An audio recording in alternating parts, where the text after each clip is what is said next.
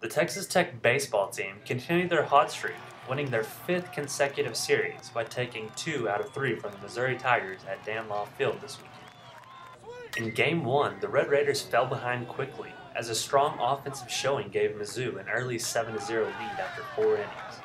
However, Tech showed off their bats as well, with a 4-run outburst in the 4th, 2 runs in the 6th, and then finished it off with clutch runs in the 8th and the 9th to come all the way back to tie the game up. After giving up no runs in the first half of the 10th, the Red Raiders looked poised to win, having the bases loaded with one of the best hitters for Tech up at the plate in the form of Barrett Barnes. With a count at 2-1, Barnes looked like he ended the game with a deep fly ball down the third base line, but the ball drifted just foul.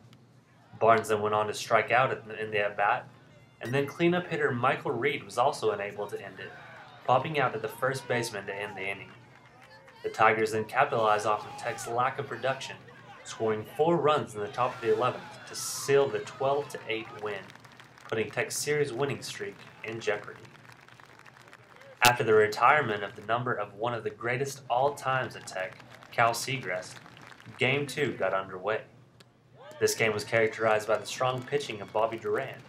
After giving up a home run in the first inning, Duran settled in a huge way. Tech's offense didn't need to produce much for Duran, as he was phenomenal.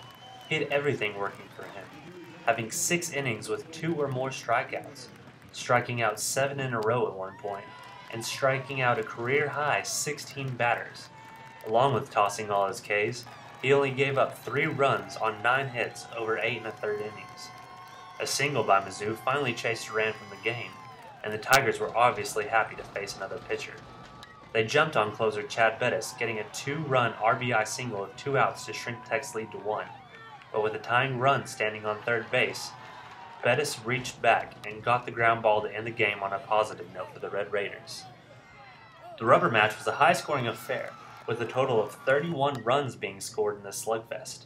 The game was back and forth the complete first half of the game, with each team struggling to find pitching, leading to a score of 14-15 after 6 innings.